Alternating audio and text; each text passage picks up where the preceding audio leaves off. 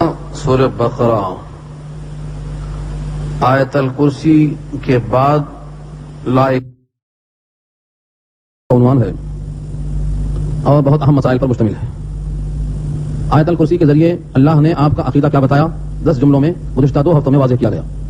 آیت الکرسی کے 10 جملوں سے جو بات معلوم ہوئی وہ ہمارا عقیدہ ہے۔ اسی عقیدے کی وجہ سے اس آیت کو آیت کرسی کہا گیا، یعنی کرسی والی آیت۔ پورے قرآن کریم میں 6666 آیتوں میں سب سے عظیم مرتبے والی آیت آیت الکرسی ہے، اسی وجہ سے کہ اس میں اللہ کا تعارف ہے اور عقیدے کا ذکر ہے۔ سارے اعمال میں جو مقام عقیدے کا ہے وہی ساری آیتوں کی فضیلت کا سبب بن گیا۔ معلوم یہ ہوا سارے اعمال سے پہلے عقیدہ بنانا چاہیے۔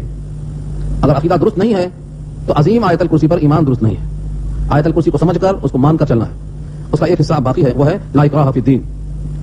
لا جس کو ہم کہتے ہیں لا نفی جنس، یہ لا جو آتا ہے یہ نفی کے معنی میں آتا ہے۔ اکراہ زبردستی، فی الدین دین میں کوئی اکراہ نہیں، دین میں زبردستی نہیں۔ تو لا کس قسم کا ہے؟ یہ دین میں کوئی زبردستی نہیں۔ ہم نے کہا گھر میں کوئی نہیں، تو کسی فرد کے گھر میں ہونے کی نفی کر دی گئی۔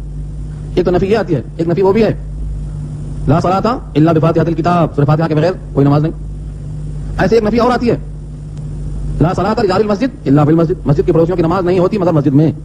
اس کا مطلب یہ نہیں کہ گھر میں پڑھ لیا تو فرض ادا نہیں ہوا، فرض ادا ہو جاتا لیکن نماز کامل نہیں ہوتی۔ پڑوسی ہے نا، اس کی نماز کامل ہونے کی شرط کیا ہے؟ مسجد میں آنا۔ ایسے ہی سورہ فاتحہ کے بغیر نماز نہیں ہوتی یعنی کامل نہیں ہوتی، تکمیل کی نفی ہے، کمال کی نفی ہے۔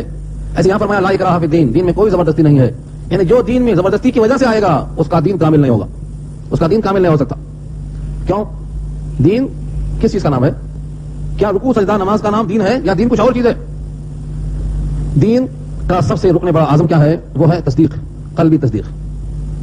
جتنا دل میں تصدیق، جتنا دل میں یقین پیدا ہوگا اتنا ہی آپ کا ایمان کامل ہے۔ امام اعظم ابو حنیفہ رحمۃ اللہ علیہ کا قول ہے کہ ایمان نام ہے تصدیق قلبی کا، البتہ زبان سے اقرار یہ شرط ہے اجراء احکام کے لیے۔ دنیا میں آپ پر حکم طاری کیسے کیا جائے گا؟ تو زبان سے اقرار شرط ہے، رکن نہیں ہے، جز نہیں ہے۔ اور ہمارے ہاتھ پیر سے نکلنے والے اعمال یہ مکملات ایمان ہے، ایمان کا جز نہیں ہے لیکن ایمان کے شواہد ہیں، گواہیاں ہیں۔ گناہ کرنے والے کا عمل بتاتا ہے کہ اس کے دل میں ایمان نہیں ہے، اور تہجد میں اٹھنے ہونے والے کا عمل بتاتا ہے کہ اس کے قلب میں اللہ کی عظمت ہے۔ تو سارے اعمال کیا ہیں؟ شواہد، گواہ۔ جیسے اعمال صادر ہوں گے ہاتھ پیر سے ویسا ہی قلب میں ہونے کا فیصلہ ہوگا، ورنہ دل کون دے سکتا ہے؟ وہ تو اللہ دیکھے گا۔ دل میں کس کے کیا ہے، کتنا خوف ہے، کون دے سکتا؟ تو امام اعظم کے نزدیک ایمان کی اصل کیا ہے؟ تصدیق قلبی۔ زبان سے اقرار کیا ہے؟ شرط ہے۔ کس لیے؟ آخرت کی باتیں، ایمان کی باتیں نہیں، دنیا میں حکم جاری کرنے کے لیے۔ خصوصاً جب معاہدہ ہو، جب مطالبہ ہو کہ تم مومن ہے تو کہے گا میں ماشاءاللہ مومن ہوں، کلمہ پڑھ کے اصرار کرو، اور سارے اعمال اس کی تکمیل کرتے ہیں۔ یہ امام اعظم کی رائے ہے۔ بقیہ ائمہ کے نزدیک ایمان نام ہے تصدیق قلبی کا بھی، زبان سے اقرار کا بھی، اور اعمال کا بھی، تینوں کا مجموعہ۔ لمبی بات ہے، میں اپنے امام کی بات عرض کر کے دلیل پیش کر دوں کہ یہی صحیح ہے، یہی قوی ہے۔ سورہ حجرات 12:26 اللہ نے کہا قالت الاعراب آمنا قل لم تؤمنوا ولكن قولوا اسلمنا ولما يدخل الايمان في قلوبكم۔ یہ سورہ حجرات کی آیت 12:26۔ اس میں ایک قول نقل کیا اللہ نے دیہاتیوں کا۔ دیہاتی آئے نبی صلی اللہ علیہ وسلم کے جناب میں اور کہنے لگے آمنا، ہم ایمان لے آئے۔ اللہ نے کہا اے نبی ان کو کہو لم تؤمنوا، ابھی تم ایمان میں داخل نہیں ہوئے، لم تؤمنوا، ابھی تم ایمان نہیں لائے۔ ظاہری اطاعت کیا نا، قولوا اسلمنا، کہا تو ہم اسلام لے آئے، یعنی سجدہ کر لیا، جھک گئے، بات مان لیا، ظاہری اطاعت ہمارے ہاتھ پیر نے قبول کر لیا۔ ولیکن قولوا اسلمنا، اسلمنا کہو، کیوں؟ ولما يدخل الايمان في قلوبكم، ابھی ایمان تمہارے دل میں داخل نہیں ہوا۔ جب تک دل میں ایمان داخل نہ ہو جائے تب تک تم آمنا کہنے کے لائق نہیں ہو، ظاہری اطاعت کی بنیاد پر اسلمنا کہنے کے لائق ہو۔ امام بخاری سے کہتے ہیں کہ جب اسلام حقیقتاً نہ داخل ہو، اسلام حقیقتاً قبول نہ کیا ہو، ظاہری اسلام ہو تو اس کو ایمان نہیں کہیں گے، اس کو اسلام کہیں گے۔ آج کتنے لوگ ہیں جن کا ایمان نہیں ہے، اسلام ہے۔ ہر مومن مسلمان نہیں ہوتا، ہر مومن مسلمان ہوتا، قلب میں یقین آئے گا، زبان پہ اقرار آئے گا، عمل گواہیاں دیں گے، لیکن ہر مسلمان مومن نہیں ہوتا۔ اسی لیے وہ نماز نہیں پڑھتا، زکات نہیں دیتا، سچ نہیں بولتا، لپا ٹوپی کرتا، ہیرا پھیری کرتا، مسلمان ہے مگر مومن نہیں ہے، دل میں یقین نہیں ہے۔ نماز چھوڑیں گے جہنم میں جائیں گے، یقین نہیں۔ تو جب دل میں یقین آتا ہے تو زبان پہ شہادت آتی ہے اور عمل سے ظاہر ہو جاتا ہے کہ یہ مومن ہے۔ ٹھیک ایسے ہی جب آدمی میں زندہ ہوتے ہیں، زندگی معلوم روح ہوتی ہے تو اس کی زبان چلتی ہے، کان سنتا ہے، آنکھ دیکھتی ہے، غذائیں چلتی ہیں، اور جب روح نکل جاتی، جان ختم ہو گئی تو زبان نہیں چلتی، آنکھ نہیں دیکھتی، کان نہیں سنتا، غذائیں نہیں چلتی ہیں۔ یہ کیا ہے؟ حیات ختم۔ تو جس طرح حیات ہے تو سارے کام جاری ہیں، ایسے ہی یقین ہے تو سارے کام جاری ہوں گے، یقین نہیں ہے تو کوئی کام نہیں چلتا۔ درخت اگر زمین میں لگا ہوا ہے تو ناممکن ہے کہ اس میں پتے نہ آئے اور پھول اور پھل نہ آئے۔ اگر اس میں پھول پھل نہیں ہے تو علامت ہے کہ درخت خشک ہو چکا ہے، اندر سے اس کا تعلق جڑوں کے توسط سے ختم ہو چکا ہے۔ یہ تمہیدی بات سن کر اب آؤ یہاں لا اکراہ فی الدین، دین میں زبردستی نہیں ہے، کیونکہ کسی کو تھپڑ ماریں گے تو زبان سے پڑھ لے گا، دل تھوڑی مانے گا۔ جو لوگ کہتے ہیں کہ اسلام تلواروں سے پھیلا، یہاں کے تول لے اپنے آپ کو، اسلام تلواروں سے پھیلا لیکن ایمان نہیں پھیل سکتا تلواروں سے۔ ایمان کے واسطے قلب کی عظمت چاہیے، قلب کے اندر یقین چاہیے۔ جب تک قلب کے اندر یقین نہیں پیدا ہوگا ایمان معتبر ہی نہیں ہوتا۔ اور اگر دل میں ایمان آ گیا تو دو باتیں عرض کروں۔ پہلی چیز کیا ہے؟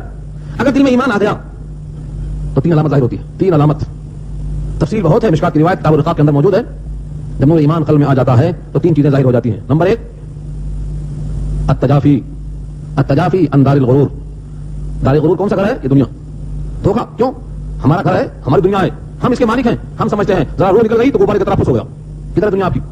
اب نہ بیوی نہ بچے نہ گھر نہ زمین نہ آسمان, کچھ نہیں آپ کا, سب چلے اندر. تو غرور کیوں کہا اس کو؟ غبارے کی طرح. غبارے سے ہوا نکل گئی تو غبارہ بے کیف. اس انسان کے اندر سے جو روح کا آنا جانا ہوا اور تنفس کر ہے, یہ ہوا رک گئی, ختم. تو غرور کا دھوکا ہوا نہیں. متاع غرور کیا ہے تو نے, متاع غرور کا سودا خریدو, دنیا پوری خرید لو, یہ ہوا نکل گئی تو سب پھس. تو جب ایمان آتا ہے تو دار غرور سے دوری پیدا ہوتی ہے, سمجھ جاتا ہے تو فانی ہے, فانی سے کیا تعلق جوڑنا. اور جب نور ایمان آتا ہے تو الانابت الی دار الخلود, ہمیشہ والے گھر کی طرف توجہ بڑھ جاتی ہے, جہاں موت نہیں, جہاں بڑھاپا نہیں, جہاں دوبارہ نکلنا نہیں, جہاں سے ایک مرتبہ داخلہ مل گیا تو کبھی باہر نہیں آئے گا. رب کریم ہمیشہ راضی رہے گا, کبھی ناراض نہیں ہوگا. اس گھر کی طرف لو لگ جاتی ہے. الانابت الی دار الخلود, یہ دار غرور وہ دار خلود. اور تیسری چیز کیا ہے؟ الاستعداد للموت قبل نزول, موت سے پہلے موت کی تیاری میں لگ جاتا ہے, مستعد ہو جاتا ہے. موت آئے تو آنے تو, ہمارا حساب صاف ہے. رب کریم راضی ہے, نبی کا طریقہ ہمارے سامنے ہے, ہم جا رہے ہیں تو اللہ ہم سے مطمئن ہے, ہم اللہ سے مطمئن ہیں. تو نے میرے حکم پر اطمینان کا اظہار کیا, میں تیرے اعمال پہ اطمینان کا اظہار کرتا ہوں. فادخلی فی عبادی وادخلی جنتی, میرے بندوں میں داخل ہو جا, میرا گھر خالی ہے, چلا جا. یہ کیفیت لے کر جانا. یہ 3 صفتیں پیدا ہو گئی. جب کسی کے دل میں یہ 3 صفتیں پیدا ہو جاتی ہیں تو اس کا نام کیا ہے؟ اس آدمی کو نفس مطمئنہ حاصل ہو گیا. اب وہ مطمئن ہے اپنے ایمان پر. اگر اس کو مجبور کر کے, مار کے, پیٹ کے, زد و کوب کر کے کلمہ کفر زبان سے نکلوایا جائے تو یہ کلمہ کفر نکالتا نہیں, اور اگر نکال بھی دیا تو وہ نقصان نہیں پہنچاتا. قلب مطمئن ہے تو زبان سے نکلا ہوا کلمہ کفر نقصان نہیں پہنچاتا. کسی آدمی کو جس کو معلوم ہے کہ اللہ کا خاص بندہ ہے, اس کی زبان سے مار کے کلوایا جا رہا ہے, کلمہ کفر کہو ورنہ قتل کر دوں گا, قتل ہو گیا تو شہید ہو گیا. اور اگر کلمہ کفر کر دیا انتقاد دینے کی وجہ سے, اللہ نے کہا ہے اس کا دل چونکہ مطمئن ہے, اس کی زبان سے نکلا ہوا کلمہ معاف ہے. سورہ نحل پارہ 14, اللہ کے الفاظ سنو. الا من اکرہ وقلبہ مطمئن بالایمان, اگر کسی آدمی پر جبر کیا گیا, مجبور کیا گیا, یہ لگا یا اکراہ ہے وہاں اکرہ سے بنا ہوا ہے. الا من اکرہ, مگر جس کو مجبور کیا گیا, وقلبہ مطمئن بالایمان, اس حال میں کہ اس کا قلب مطمئن ہے ایمان پر, اندر سے عظمت بھری ہوئی ہے. تو فرمایا یہ بندہ ہمارے لیے باعظمت ہے, زبان سے نکلا ہوا کلمہ بے حیثیت ہے, اندر کا اقرار کافی ہے. یہ علامت ہے کہ اصل ایمان تصدیق قلبی ہے, زبان سے نکلے ہوئے الفاظ کا کوئی اعتبار نہیں ہے آخرت کے اعتبار سے. دنیا میں اعتبار ہوگا حکم جاری کرنے کے لیے, آخرت میں جہاں تولا جائے گا وہاں زبان سے نکلا ہوا کلمہ کو کوئی حیثیت نہیں رکھتا. وہاں اصل ایمان وہ کیا ہے؟ دل آپ کا مطمئن ہو, دار غرور کی طرف سے نکل کر دار خلود کی طرف متوجہ ہو اور موت کو تیار ہو. اب آپ کا دل مطمئن, یہ اصل ایمان ہے. مجھے بتاؤ کیا ایسا ایمان زبردستی دل میں داخل کیا جا سکتا ہے؟ لا اکراہ فی الدین, یہ مطلب دین میں کوئی جبر اکراہ نہیں ہے, کیونکہ منوائیں گے آپ اوپر سے, اور معتبر ہے اندر والا, اور اندر بے چینی پیدا کرنا, اطمینان پیدا کرنا دونوں بندے کے ہاتھ میں نہیں. اس واسطے روایت آئی مجھے یاد, کتاب الامارات کی ہے, مشکات جلسانی. فرمایا نبی صلی اللہ علیہ وسلم نے حدیث قدسی پیش کرتے ہوئے, بندہ زمانے کو برا بھلا کرتا ہے, بادشاہوں کی سختیوں پر بلک بلک کے بادشاہوں کی برائیاں بیان کرتا ہے. کہلا تسب الدہر, برا بھلا زمانے کو مت کہو, انا الدہر, میں ہی زمانہ ہوں. اور جتنے بادشاہ ہیں ان کے قلوب میری چٹکیوں کے درمیان ہیں. انا ملک الملوک, میں بادشاہوں کا بادشاہ ہوں.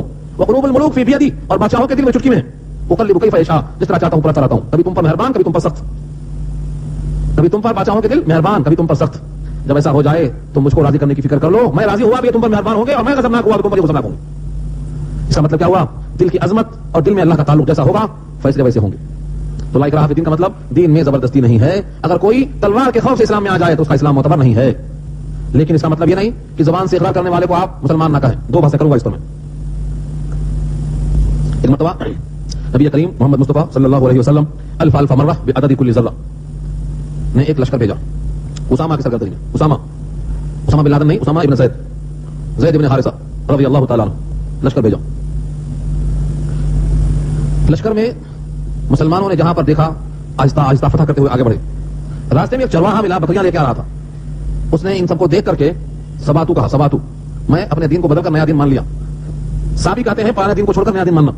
ان لوگوں نے سمجھا کہ یہ بے دین ہو گیا بول رہا ہے, اور اس کی مراد یہ تھی کہ تمہارا دین قبول کر لیا, پرانا دین چھوڑ دیا, صحیح اسلام کا اظہار نہیں کر سکا. اور بعض روایتوں میں یہ ہے کہ اس نے کلمہ پڑھ لیا, لا الہ الا اللہ محمد رسول اللہ, یہ کلمہ پڑھ لیا. لیکن اسامہ ابن زید نے کہا کہ تو کلمہ پڑھتا ہے تاکہ تیری بکریاں بچ جائیں اور تو قتل ہونے سے بچ جائے, مغلوب ہونے کے خطرے سے, پوزیشن خراب دیکھ کے اسلام قبول کر لیا, تیرے دل میں اسلام نہیں ہے. لہذا انہوں نے تلوار کھینچا اور صاف کر دیا اور بکریوں کو لے لیا. قرآن کریم کی آیت نازل ہوتی ہے, قرآن کریم کی آیت نازل ہوتی ہے کہ ایمان والو, جب تم سفر کرو راستے میں, اور تم سے کوئی ملے اور وہ السلام علیکم کہے تو تم اس کو مت کہہ دو کہ تم مومن نہیں ہے, کیونکہ اس کے اظہار اسلام سے تم سمجھ لو کہ اس کے دل میں ایمان ہے, ورنہ وہ تم کو السلام علیکم نہیں کہتا. السلام علیکم کہہ دینے سے تم اس کو مومن تسلیم کر لو. یا ایھا الذین آمنوا اذا ضربتم فی الارض فلیس علیکم جناح ان تقصروا فی الصلاۃ, یہاں سے پوری آیت پڑھتے چلے جاؤ, آگے ملے گا لا تلقوا لا تقولوا لمن القى اليكم السلام لست مؤمنا تبتغون عرض الحیات الدنیا فعند اللہ مغانم کثیرہ. یہ آیت نازل ہوئی, کیا ترجمہ اس کا ہے؟ جب تم سے کوئی کہے السلام علیکم تو تم دنیاوی سامان پر نگاہ رکھتے ہوئے تم مومن نہیں ہو مت کہو. یعنی تم اس کے قلب کو چیر کر نہیں دیکھ سکتے ہو, زبان سے خالص سن کر مانو گے. تم بھی تو ایک دن ایسا ہی تھے, تمہارے صرف کلمہ پڑھ لینے سے ہی تم کو مومن مان لیا گیا, ورنہ تمہارے قلب میں کیا ہے کس کو لگاتا. اسامہ جب پہنچے نبی کی بارگاہ میں تو فرمایا کہ تم نے اسے کلمہ پڑھنے کے باوجود قتل کر دیا. فرمایا وہ تو خوف کے مارے کلمہ پڑھ رہا تھا, اصل دل میں کلمہ نہیں تھا. آپ نے کہا اسامہ اللہ شقق قلبہ, اس کا دل تم نے چیر کر کیوں نہیں دیکھ لیا؟ اللہ شقق قلبہ, اس کا دل چیر کر تم نے کیوں نہیں دیکھ لیا؟ یعنی تم دل دیکھنے پر قادر نہیں ہو, تم قادر ہو صرف کلمہ ہی سن کر مان لینے پر. دل میں ایمان ہے کہ نہیں ہے وہ تو فیصلہ اللہ قیامت میں کریں گے. تم اس کے ایمان ہونے کا فیصلہ زبان سے کلمہ سن کر ہی کرنے پر قادر ہو, اس کے آگے تم قادر نہیں ہو. تمہارا کیا حال ہوگا جب قیامت میں کلمہ اس کی طرف سے استغاثہ پیش کرے گا, اے اللہ میں اسامہ کے عمل سے بری ہوں, میں زید کے عمل سے بری ہوں, جو اس میں تھے فرمایا سب سے بری ہوں. کیا مطلب ہوا؟ کلمہ پڑھنے والا دل سے پڑھتا ہے کہ اندر سے نہیں پڑھتا. یہ فیصلہ کرنا کس کا ہے؟ اللہ کا. ہم تو مومن کہیں گے اس کو, دل میں کس کے کیا ہے اس کا عمل جانے, اس کا اللہ جانے, لیکن ہم اس کو مومن تسلیم کریں گے. یہ ثابت ہوتا ہے. تیسری بات اسے معلوم ہوئی, اگر کوئی کلمہ پڑھ رہا ہے, نماز پڑھ رہا ہے, روزہ رکھتا ہے, جہاد میں ساتھ ساتھ جاتا ہے, لیکن حقیقت میں اس کے دل میں اللہ کی عظمت نہیں آئی, تو اس کو منافق کہا جاتا ہے. اور منافق جہنم کے نچلے حصے میں ہوں گے, اوپر سے نہیں نظر آئیں گے, اندر ہوں گے. کیوں؟ ان کا کفر چھپا ہوا تھا, اوپر سے اسلام, نماز, روزہ, نبی کی محبت سب دکھاتے تھے, لیکن اندر کفر بھرا ہوا تھا. تو کہاں ہو گئے؟ فی الدرک الاسفل من النار. قرآن کے الفاظ کیا ہیں؟ ان المنافقین فی الدرک الاسفل من النار. منافقین جہنم کے نچلے حصے میں ہوں گے. کیوں؟ کیونکہ کفر ظاہر نہیں کر رہے تھے, کفر چھپا رہے تھے اندر. تو عظمت نہیں آئی اگر قلب کے اندر نماز پڑھتا, روزہ رکھتا, تو یہ منافق کہا جائے گا. ان تمام بحثوں کا حاصل کیا نکلا؟ کوئی شخص دین و اسلام میں زبردستی لایا نہیں جا سکتا جب تک وہ اپنے قلب سے خود مائل نہ ہو جائے. گھوڑے کو پانی تک لا سکتے ہو, گھوڑے کو پانی پلا نہیں سکتے ہو. گھوڑا خود لگائے گا منہ میں پانی تو جائے گا. تو معلوم کیا ہوا؟ اسلام پیش کرو, اللہ کی عظمت پیش کرو, تعارف پیش کرو, یہاں تک آپ کے اختیار میں ہے. کلمہ پڑھ لے, مومن سمجھ لو, حقیقت میں نہیں پڑھا تو اللہ کا جواب دے ہوگا. قلب کو چیر کر دینا آپ کا فیصلہ کرنا نہیں کر رہے. اب مجھے بتاؤ, جو لوگ کہتے ہیں کہ اسلام تلواروں سے پھیلا, اسلام بے شک تلواروں سے پھیلا کہہ سکتے ہیں, لیکن ایمان تلواروں سے دل میں نہیں آ سکتا. وہ تو نبی کے اخلاق سے ہی پھیلا. نبی کے اخلاق تلواروں کی جھنکار زیادہ مؤثر ہیں. جو شخص نبی کے اخلاق سے متاثر ہو کر ایمان قبول نہیں کر سکتا, پھر اسے کوئی تلوار جھکا نہیں سکتی. اس کے لیے ایک ہی واقعہ کافی ہے کہ ابو جہل کے ہاتھ میں کنکری کلمہ پڑتی ہے, اس کا دل کلمہ نہیں پڑا, تو ہمیشہ کلمے سے محروم ہو کر رہا. جو نبی کے حسن عمل سے اسلام میں داخل نہیں ہوا, وہ جہاد سے اسلام میں داخل نہیں ہو سکتا. اس سے جہاد کا انکار لازم نہیں آتا, اسے یہ لازم آتا کہ وہ اصل اسلام ہے جو قلب میں عظمت لے کر آئے. جتنے منافق پیدا ہوئے, یہ کب پیدا ہوئے؟ تلوار کے بعد. جب تک مکے کا 13 سال زمانہ تھا, ایک منافق نہیں پیدا ہوا. جب مدینے میں آئے, غزوات شروع ہوئے, تو منافقین پیدا ہونا شروع ہو گئے. اس کا حاصل یہ نکلا کہ غزوات سے, اسلامی فتوحات سے جو اسلام میں آئے گا, متاثر ہو کر آئے گا, ظاہری اسلام ہوگا, اس کے اندر ایمان حقیقی نہیں ہوگا. حقیقی ایمان کب آئے گا؟ جب وہ اللہ کی عظمت پر غور کرے, اللہ کے صفات میں غور کرے, مصنوعات عالم میں غور کرے, تب حقیقی ایمان آئے گا. تو بات سے خلاصہ کیا نکلا؟ زبردستی اسلام میں کسی کو داخل نہیں کیا جا سکتا. لا اکراہ فی الدین. جناب عمر تشریف لے گئے, ایک بڑھیا تھی ان کے دور خلافت میں, کہا مرتبہ کلمہ پڑھ لے, اسلام میں آ جا, جنت مل جائے گی. بڑھیا نے کہا زندگی پوری گزر گئی, زندگی ساری کٹی عشق بتا میں مومن, آخری وقت میں کیا خاک مسلمان ہوں گے, چھوڑ دو مجھے میرے حال پہ. بڑھیا نے کہا میرا آخری وقت ہے, مجھے کوئی تمنا کوئی خواہش نہیں ہے, اب آخری وقت میں کیا بدلوں, کیا حاصل کروں. جناب عمر نے اس کو چھوڑ دیا, سختی نہیں کیا. کیوں؟ سختی کر کے کلمہ پڑھا بھی دیتے تو زبان پڑھتی, دل نہیں پڑھتا. زبان سے کہا بھی لیا لا الہ تو کیا حاصل, دل و نگاہ مسلمان نہیں تو کچھ بھی نہیں. اوپر سے اسلام ظاہر کیا, دنیا مان لے گی, اللہ تسلیم نہیں کریں گے. دنیا مان لے گی, اللہ تسلیم نہیں کریں گے. اگر اللہ کے نبی ان کو معاف بھی کر دیں, اس کے اوپر کے حال کو دیکھ کر, اور قلب میں عظمت مصطفیٰ نہیں ہے, تو اس کو اللہ معاف نہیں کریں گے. ایک منافق کے لیے نبی نے جنازے کی نماز پڑھایا, اس کے حق میں استغفار کیا, اللہ اس کو معاف کر دے. کیا کہا اللہ نے؟ استغفر لهم او لا تستغفر لهم ان تستغفر لهم 70 مرة فلن يغفر الله لهم. سورہ توبہ کی آیت ہے. کیا مطلب آیت کا؟ آپ اس منافق کے حق میں استغفار کریں نہ کریں, اگر 70 مرتبہ بھی استغفار کریں تو بھی اللہ اس کو معاف نہیں کرے گا. کیوں معاف نہیں کرے گا؟ کیونکہ اس کے دل میں ایمان نہیں, اس کے دل میں عظمت نہیں. بظاہر وہ منافق نماز پڑھتا, روزہ رکھتا, محبت کا اظہار کرتا, نبی صلی اللہ علیہ وسلم اس کے جنازے میں شریک, جنازہ پڑھا رہے ہیں, اس کے حق میں دعائیں مغفرت کرتے ہیں, لیکن اللہ کیا فرماتے ہیں؟ استغفر لهم او لا تستغفر لهم ان تستغفر لهم 70 مرة فلن يغفر الله لهم. سورہ توبہ 10 پارہ. تو کیا مطلب ہوا؟ اگر قلب میں عظمت نہیں ہے تو کوئی عمل اور کوئی اسلام معتبر نہیں ہے. معلوم کیا ہوا؟ زبردستی کسی کو اسلام میں داخل نہیں کیا جا سکتا جب تک اس کا دل راغب نہ ہو. لا اکراہ فی الدین, دین میں کوئی اکراہ نہیں, زبردستی نہیں. قد تبین الرشد من الغی, واضح ہو چکی ہے ہدایت گمراہی سے, ممتاز ہو چکی ہے ہدایت گمراہی سے. رشد اور غی دو لفظ ہیں, دو متضاد چیزیں. رشد کے معنی ہدایت, سیدھا راستہ, اور غی کے معنی گمراہی. اور تبینہ واضح ہو چکی ہے, تو رشد اور ہدایت ممتاز ہو چکی ہے کس سے؟ گمراہی سے. یعنی ایسا نہیں ہے کہ آپ کو راستہ نہیں معلوم, سب معلوم. مرزا غالب نے کیا کہا تھا یاد ہے؟ مجھے بھولتا نہیں اس موقع پر, جانتا ہوں ثواب طاعت و زہد, پر طبیعت ادھر نہیں آتی. گمراہی معلوم ہمیں, مگر خواہشات لے کے جاتی ہیں ادھر. سارا جان جانتا ہے ہدایت کیا ہے, گمراہی کیا ہے, لیکن طبیعت, خواہشات اور ایسے لوازمات اسے جانے دیتے, کھینچ لیتے ہیں اس کو. تو اللہ کا اعلان ہے تبین الرشد من الغی. مجھے اس پر ایک روایت سنانا ہے, وہ آپ کو یاد ہوگی, کیونکہ ماشاءاللہ سنتے ہوئے ایک سال ہوگا. کب تک سنیں گے؟ اب تو دل بولنا شروع کرے گا آپ کا. آپ کے دل میں عظمت قرآن کے ساتھ اللہ کی عظمت، رسول اللہ کی عظمت، شریعت کا احترام دل میں پیدا ہونا شروع ہوگا. 3 باتیں عرض کروں گا اسی آیت سے متعلق. تبین الرشد من الغی، گمراہی سے ہدایت ممتاز ہو چکی ہے، پہچانی جا سکتی ہے کہ یہ گمراہی ہے. حدیث میں آتا ہے، دل سے پوچھو، دل بول دے گا استفتوا عن قلبک، دل بول دے گا یہ کرو کہ نہ کرو. کب بولے گا؟ جب دل صحیح سلامت ہو. جب دل صحیح سلامت ہو، ماحول سے متاثر ہو کر، برے ماحول میں پڑھ کر، خواہشات کی اتباع میں کہیں خراب نہ ہو چکا ہو، تب نبی صلی اللہ علیہ وسلم کا وہ ارشاد تول لو ترازو میں کس درجے میں ہمارا مقام کیا ہے کھل جائے گا. فرمایا نبی صلی اللہ علیہ وسلم نے اسلام کے اعمال و افعال کی 3 قسمیں ہیں. الامر ثلاث، 1 2 3 ایسا فرمایا نبی صلی اللہ علیہ وسلم نے. ہاتھ اٹھا کے فرمایا الامر ثلاث، اسلام کے معاملات پورے 3 قسموں پر تقسیم کر دیا اور فرمایا امر بین رشدہ فاتبعوہ، وامر بین غیہ فاجتنبوہ، وامر اختلف فیہ فکیلہ الی اللہ عز وجل. یہ روایت مشکات میں ہے، باب الاعتصام بالکتاب والسنہ کے ذیل میں. یہ حدیث یاد کر لو، دنیا سمجھ جائے گی، آخرت سمجھ جائے گی، راستہ صراط مستقیم ظاہر ہو کے سامنے آ جائے گا. کیا فرمایا؟ یہ تبین رشد یاد آیا مجھے. فرمایا امر بین رشدہ، ایک وہ معاملہ ہے جس کی رشد و ہدایت بالکل واضح ہے، فاتبعوہ، اس کی اتباع کر لو. اور تیسرا وہ ہے جس کی گمراہی واضح ہے، اس سے دوری اختیار کر لو. اب میں سے کہا کرتا ہوں مثلا نماز فرض ہے، روزہ فرض ہے، زبان سے سچ بولنا فرض ہے، سب کے حقوق ادا کرنا ضروری ہے، یہ کون نہیں جانتا؟ یہ موٹے موٹے فرائض واضح ہیں، ان کی اتباع کر لو. اور جس کی گمراہی واضح ہے، مثلا جھوٹ بولنا، شراب پینا، زنا کرنا، کسی کا مال ناجائز کھا لینا، نمازوں کو چھوڑ دینا، یہ سب کیا ہے؟ گمراہی واضح ہے، ان کو پہلے چھوڑ دو. تیسرا کیا بچے گا؟ امر اختلف فیہ فکیلہ الی اللہ عز وجل. تیسرا وہ مسئلہ ہے جس میں لوگوں نے اختلاف کیا ہے، اس کو تم اللہ کے حوالے کر دو، تم سے سوال نہیں ہوگا. معلوم کیا ہوا؟ پہلے فرائض کو قبول کر لو، پہلے حرام سے توبہ کر لو، پھر بیچ کی چیزوں میں بحث کرو. ہمارے پاس کیا ہوتا؟ فرائض پورے نہیں کریں گے اور حرام سے توبہ نہیں کریں گے اور جھگڑیں گے کس میں؟ مستحب میں. یہ اس حدیث کے خلاف. یہ حدیث اس کو حدیث کہتے ہیں، نبی صلی اللہ علیہ وسلم کے زبان سے نکلے ہوئے الفاظ اللہ کے حکم کے تابع ہوتے ہیں. خواہشات سے خود نہیں بولتے تھے آپ، جو اللہ کا الواتے ہیں وہی آپ بولتے ہیں. تو پہلے فرض کی پابندی اور حرام سے اجتناب کر لو، اس کے بعد جھگڑا شروع کرنا آپ کا جائز ہوگا. بلکہ یہاں بھی کیا کہا؟ فقیرہ الی اللہ عز وجل، اللہ کے حوالے کر دو. تو تبین الرشد سے بات واضح ہوگی. حدیث نوٹ کر لیں. فمن یکفر بالطاغوت ویؤمن باللہ فقد استمسک بالعروۃ الوثقی لا انفصام لہا. جس نے کفر کیا طاغوت کے ساتھ، جو شخص شیطان سے بد اعتقاد ہو، یعنی شیطان کا انکار کرے، ویؤمن باللہ، اور اللہ پر ایمان لے آئے، فقد، تو تحقیق، استمسک، استمساک تھامنا، مضبوطی کے ساتھ پکڑنا.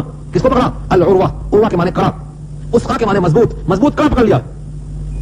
بسوں میں کھڑے کھڑے سفر کرتے وقت گرنے سے خطرے کے لیے رسیوں میں کڑا ہوتا ہے، اس کو مضبوط کڑا بولتے ہیں. قرآن کریم میں اللہ نے قرآن ہی کو مضبوط کڑا بتایا ہے.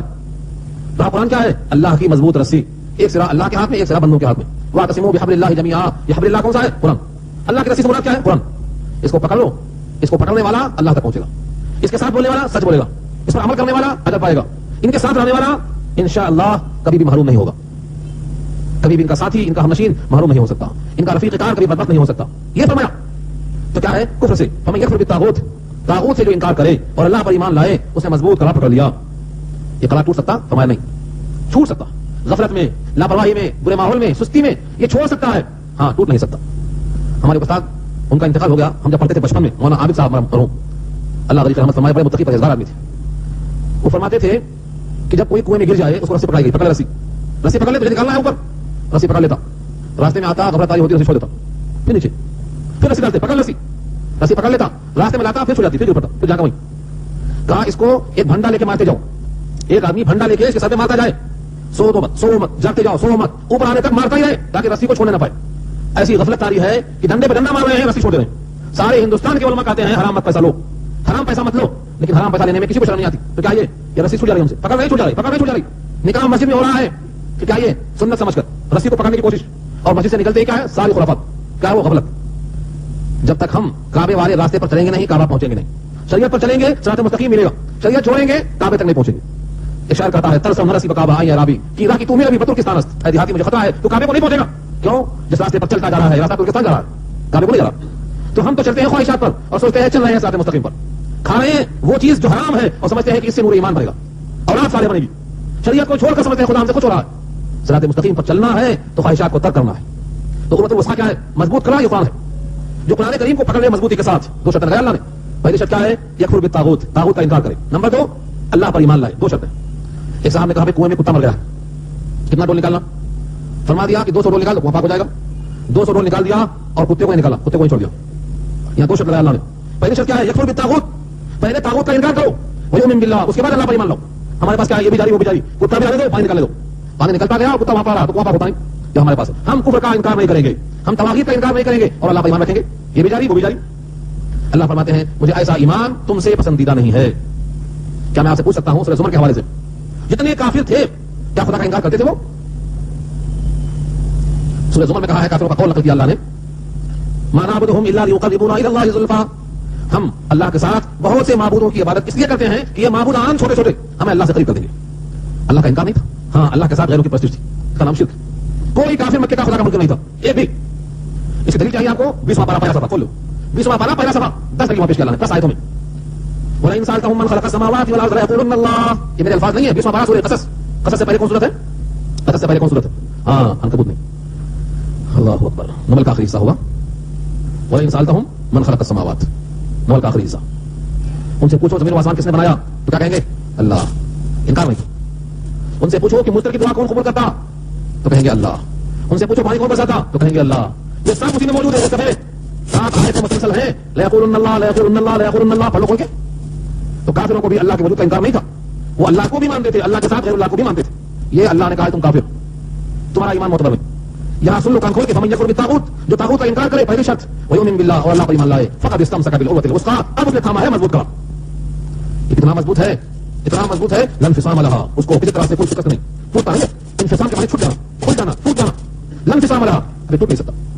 اتنا مضبوط رشتہ ہو گیا. اب دنیا اگر تم کو مجبور کرے گی تو کیا کرے گی؟ قتل کر دے گی نا. لیکن تمہارے قلب میں ایمان آ گیا, اب یہ قتل کرنا بھی ممکن نہیں ہے. کیوں؟ تمہارے دل میں اللہ کی عظمت آ گئی. اب جنت تمہارا گھر ہوگا. جیسے آسیہ کو فرعون نے چٹنی کر دیا, پتھر گرا کے چٹنی کر دیا, لیکن آسیہ کا ایمان قلب میں تھا, اللہ کا محل تیار مل گیا. مرو ہبل کی جے ہبل, ہبل کے نعرے ہوتے تھے. یہ عزا پہ وہ نائلہ پر پیدا تھا. اسی طرح گھر کا نیا یہ خدا تھا. علامہ حفیظ الندری کو سنو شاہنامہ اسلام میں, ہر گھر میں خدا, قبیلے کا بت جدا تھا. کسی کا ہبل تھا, کسی کا صفا تھا. یہ عزا پہ وہ نائلہ پر پیدا تھا. اسی طرح گھر نیا یہ خدا تھا ہر گھر میں. لیکن آج بھی ہے نہیں ہے. اللہ کے سوا ہم کس کی پرستش کرتے ہیں یہ بھی چیک کر لو. ایک مجھے معلوم ہے, باقی آپ تلاش کر لو.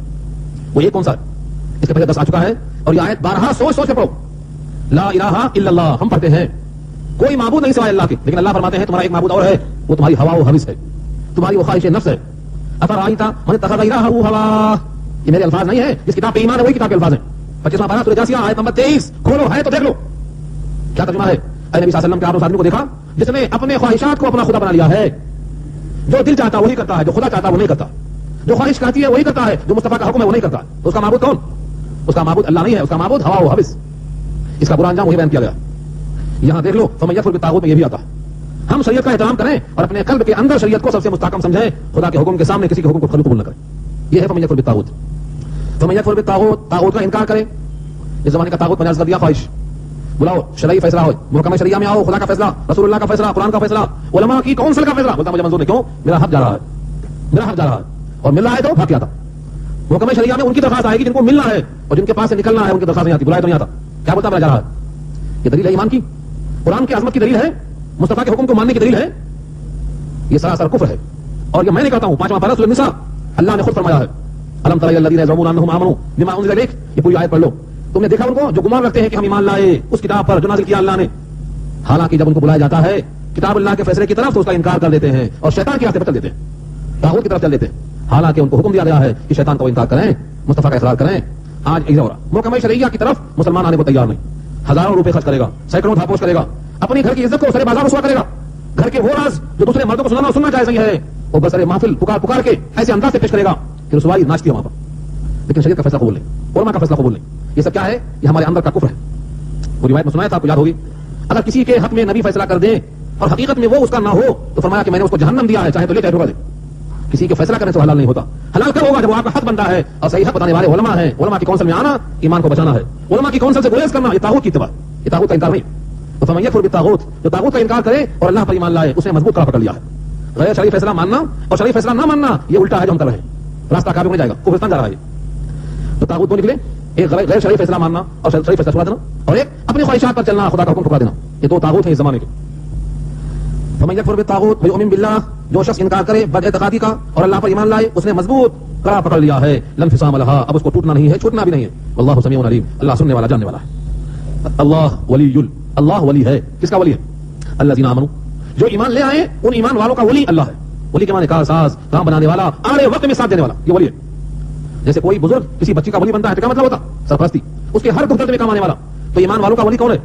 اللہ ولی الذین آمنوا، اللہ دوست ہے ان کا جو ایمان لائے، اللہ حمایتی ہے، کارساز ہے، کام بنانے والا ہے، دکھ درد میں شریک ہے. کون ہے وہ؟ اللہ ولی الذین آمنوا، اللہ ولی ہے، ساتھی ہے. کتنی آیتیں ہم نے سنا ہوگا ان اللہ مع الصابرین، اللہ صبر کرنے والوں کے ساتھ ہے.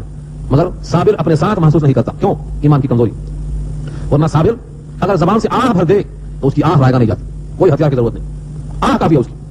ہم اپنے ساتھ اللہ کو محسوس نہیں کرتے. ہم اپنے کاموں میں ہم سمجھتے ہم تنہا ہیں، ہمارا کوئی مددگار نہیں، لیکن اللہ ہے. لیکن شرط وہی ہے کہ پہلے طاغوت نکالو. جب تک کتا باہر نہیں جائے گا کنواں پار نہیں ہوگا. اس قلب کے اندر سے تمام طاغوت کو نکالو. اس میں اپنی انا گھسی ہوئی ہے، اپنی انا، ہم جو کہتے ہیں وہی صحیح ہے، ہم جو کہتے ہیں وہی صحیح ہے، یہ انا نکالو. وہی کتا ہے اس قلب کے اندر کا، تب جا کر کے ایمان پختہ کبھی ہوگا. اس قلب میں جو بھی آئے توحید آئے، اللہ کی عظمت آئے. فرمایا اللہ ولی الذین آمنوا، اللہ ایمان والوں کا دوست ہے، کارساز ہے. کہتا کیا ہے؟ یخرجہم من الظلمات الی النور، وہ ولایت کی وجہ سے نکالتا ہے ان کو ظلمات سے نور کی طرف. ظلمات جمع ہے ظلمت کی، اور ظلمت کے معنی تاریکی، سمندر کی تاریکی، بحر ظلمات. بحر ظلمات کیا کہا اقبال نے؟ دشت تو دشت ہیں دریا بھی نہ چھوڑے ہم نے، بحر ظلمات میں دوڑا دیے گھوڑے ہم نے. وہ دوسرے تھے، اب ہم کہاں ہیں؟ اب تو ظلمات ہمارے دل میں آ چکی ہیں. وہاں ظلمات میں اترنا تھا نور کو تلاش کرنے کے لیے. تو ظلمت کی جمع ہے، تاریکیاں تاریکیاں ہیں، خواہشات کی تاریکیاں، تکبر کی تاریکیاں، شریعت کے خلاف چلنے کی تاریکیاں، بے پردگی، موسیقی، عریانیت، ننگاپن، دوسروں کا مال کھا جانا، یہ سب کیا ہے؟ ظلمات ہیں. ان سے نکال کر وہ لاتا ہے، کدھر لاتا ہے؟ الی النور، نور کی طرف. نور واحد ہے کیونکہ صراط مستقیم ایک ہے. اس راستے واحد ہے، یہ ساری تاریخوں سے نکالتا ہے. کون نکالتا ہے؟ یہ قرآن کو چلنے والا، قرآن کریم کو پڑھنے والا. حدیث میں آتا ہے جس طرح باپ اپنے بچے کو انگلی پکڑاتا ہے اور بچہ انگلی پکڑ کے چلتا ہے تو ٹھوکروں سے بچ جاتا ہے، بھٹکتا نہیں، کوئی شکار نہیں کرتا اس کو. جو قرآن کریم کو ایسا پکڑ لیتا ہے انگلی کی طرح، جیسے بیٹا باپ کے ساتھ چلتا ہے، صراط مستقیم پر چلا جاتا ہے. یہ کس نے کہا؟ قرآن سے پوچھ لو. کیا کہا اللہ تعالیٰ نے؟ ان ھذا القرآن یہدی للتی ہی اقوم. یہ ترجمہ ہے اس کلمے میں پڑھا بھی. ان ھذا القرآن، بے شک یہ قرآن، یہدی رہنمائی کرتا ہے، ساتھ ساتھ لے کے چلتا ہے، للتی ہی اقوم، ان لوگوں کے واسطے اور اس راستے پر جو راستہ سیدھا ہے، صراط مستقیم کا راستہ ہے. تو انگلی پکڑ کے چلنا ہے تو قرآن تھام لو. ظلمات سے نکال کر نور ایمان دل میں آ جائے گا. والذین کفروا اولیاؤہم الطاغوت، اور جنہوں نے کفر کیا ہے ان کے اولیاء کون ہیں؟ طاغوت ہیں. اولیاء جمع ہے کیونکہ بہت ہیں. اللہ ولی ہے، ایک ہے. معلوم ہوا اللہ ولی ہے، ایک ہے. اور یہاں کیا کہا؟ اولیاؤہم، ان کے بہت سے کارساز ہیں. الطاغوت، شیاطین کی، انسی ہوں یا جنی ہوں. تو کافروں کے اولیاء اور سرپرست بہت ہیں. کیا کرتے ہیں وہ؟ اس کا الٹا، یخرجونہم من النور الی الظلمات، نکال کر لے چلتے ہیں روشنی سے تاریکی کی طرف، ڈالتے ہیں گڑھے میں. بد عقیدگی کا گڑھا، جہالت کا گڑھا، حرام خوری کا گڑھا، زنا کا گڑھا، شراب کا گڑھا. یہ کہاں ہے؟ بھٹکا بھٹکا کے ڈالتے ہیں. جتنے بھی گمراہی کے راستے ہیں سب لگا ڈالتے ہیں مختلف ذرائع سے. غور سے دیکھو کائنات میں کیا ہو رہا ہے. جو اسلام نے منع کیا ہے اس کو عمدہ کر کے پیش کیا جا رہا ہے آج کی تاریخ تک. اسلام نے کہا پردہ، انہوں نے کہا ننگا، عورتوں کو ننگا کر دیا. کیا ان کا حق دلا ہے؟ اسلام نے پردے کا حکم دیا، فوائد بتائے، انہوں نے عورتوں کا حق جانے کے نام پر ان کو ننگا کر دیا ہر محفل میں. اسلام نے کہا سود نہیں کھانا، آج سارے عالم کا نظام معاشی سود کر دیا، کہیں بھی سود سے بچنا چاہو نہیں بچ سکتے. اسلام نے کہا مخلوق تعلیم نہیں، اس نے کہا حق مخلوق تعلیم. اسلام نے کہا چھوٹا بڑے گا اور بڑا چھوٹوں کا اکرام کرے، شفقت کرے. آج کا ماحول کیا ہے؟ آزادی، بیٹا باپ کا احترام نہیں کرے گا، کچھ نہیں کر سکتے آپ. تو جو اسلام سکھاتا ہے سب اس کا الٹا کرتے جا رہے ہیں. اسلام نے کہا حلال کھاؤ، محنت کما کر کھاؤ. یار لوگ دھوکہ دے کے کھائیں گے، چکما دے کے کھائیں گے، چھین کے کھا جائیں گے. کیا یہ یخرجونہم من الظلمات الی النور؟ اور اس کا الٹا کیا ہوگا؟ یخرجونہم من النور الی الظلمات، نور سے ظلمات کی طرف لے جا رہے ہیں. اب سوال یہ ہے نور میں تھے کیا؟ ہم تو تھے پہلے سے ظلمات کے اندر. جو پہلے سے ظلمات میں رہا ہو اس کا ظلمات جانا آسان ہے. اگر کوئی روشنی میں ہے وہاں سے لایا گیا کھینچ کے ظلمات میں تو ذرا مشکل ہوگی. لیکن شیطان والے کام جب ہم خود کریں گے، ظلمات میں ہم پہلے سے موجود رہیں گے تو مشکل نہیں ہوگی. ان دونوں آیتوں کا تقابل کر کے دیکھو. اللہ ولی ہے ایمان والوں کا، وہ نکالتا ہے ظلمات سے نور کی طرف.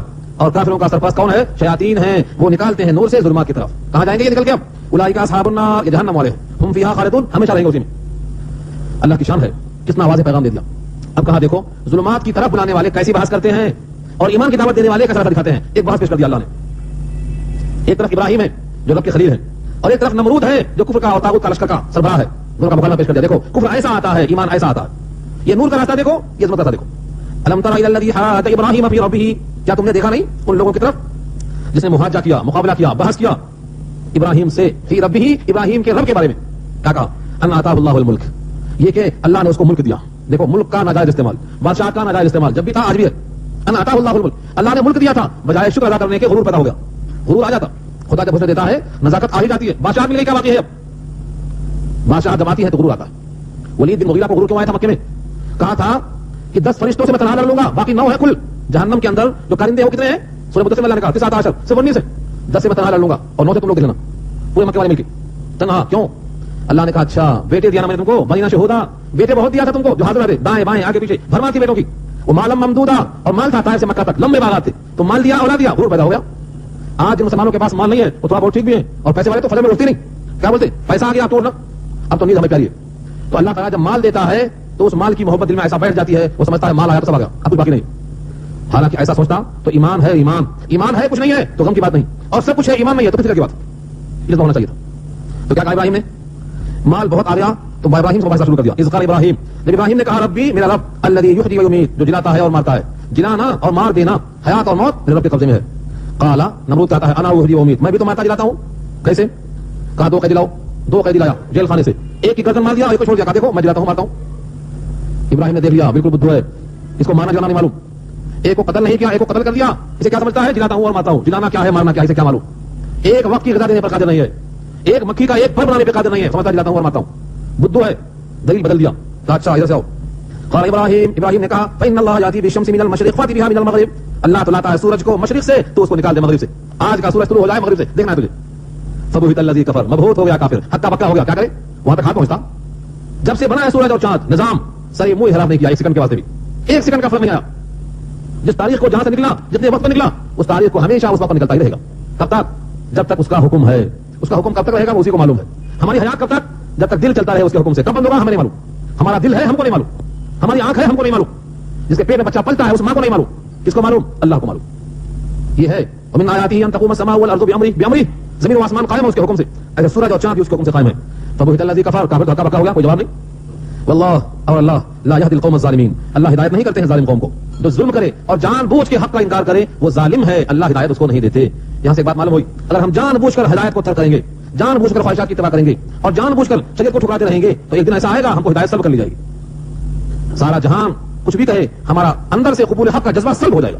اس کی مثال دی حدیثوں میں، کیا کیا حدیثوں میں کہا گیا ہے، نبی صلی اللہ علیہ وسلم کے زبان سے کیسی کیسی نصیحتیں نکلی ہیں، مگر ہم مسلمان نصیحتوں کو پڑھتے بھی نہیں سمجھتے بھی نہیں۔